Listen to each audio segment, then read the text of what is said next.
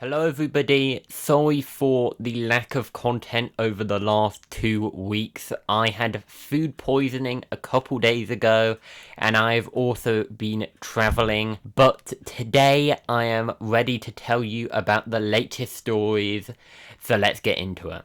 But first, I just wanted to say a quick update. So from now on, there will be more defined segments to the show, and you'll be able to find these segments at sandrolinux.com/show guide. That will be in the description, and more details about the changes to my channel can be found on my blog. So let's get started with the Android news. So for quite a few weeks now, we've been hearing about the potential launch of a CMF phone, and now nothing has actually revealed all of the details as they are launching this phone. So the Nothing CMF Phone One is official, and it is a very interesting device. It is quite a budget device, and it is modular, which is something many people might not have expected. However, Nothing did sort of hint at the potential modular aspect of the phone. However, it is something not very common on devices these days. The last real modular phone that people cared about was the LG G5, and that was not very successful. However, this does appear to mainly be cosmetic modularity, so it appears that you'll be able to attach accessories such as a kickstand, a lanyard, and a card holder, and those will attach via the knob on the back of the phone. Now, because this is only meant to be a short show, we won't run too much over the specifications, but the base storage you get is 128GB, and for the higher end model you'll get 256GB. And it will be expandable, so if that isn't enough storage for you, then that's not a problem.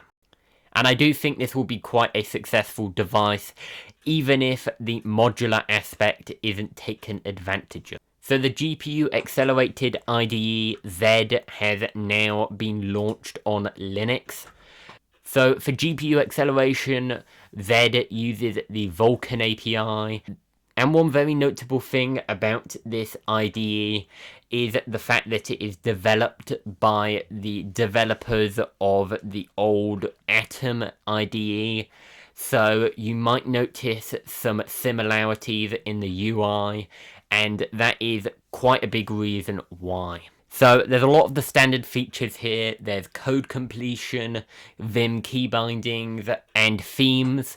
However, of course, the GPU acceleration is a lot of the reason why people will use this editor. It will be much faster than something like VS Code, which uses Electron. So if you're a developer, that might be something to look at.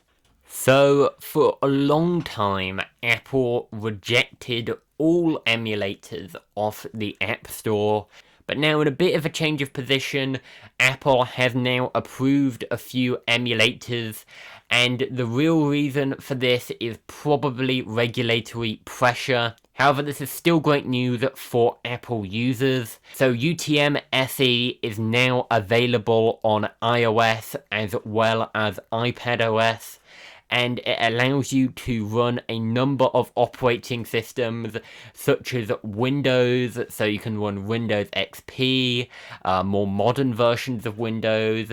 You can run Mac OS 9 as well, so you can emulate PowerPC, and in general you can emulate most platforms. So this is a pretty cool new thing for iOS users. And on a similar note, Apple have also approved Delta emulator. So Delta 1.6 Classic Game Emulator is now available for iPad. So that is a bit of a change from Apple's previous position. Now, moving on to the other stories, and there's only one that I wanted to discuss today, and that is Proton launching an encrypted documents editor.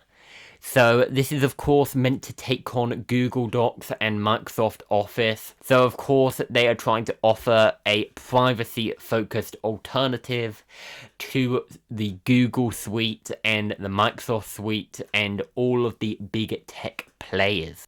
And of course this is a part of Proton's strategy of trying to make a cloud suite which is privacy focused, which contrasts with the big tech options from Google and Microsoft, which don't really focus on privacy. Anyway guys, thank you for watching. Like, subscribe and share. If you enjoyed today's video, you can always check out sandrolinux.com, and thanks again. Goodbye.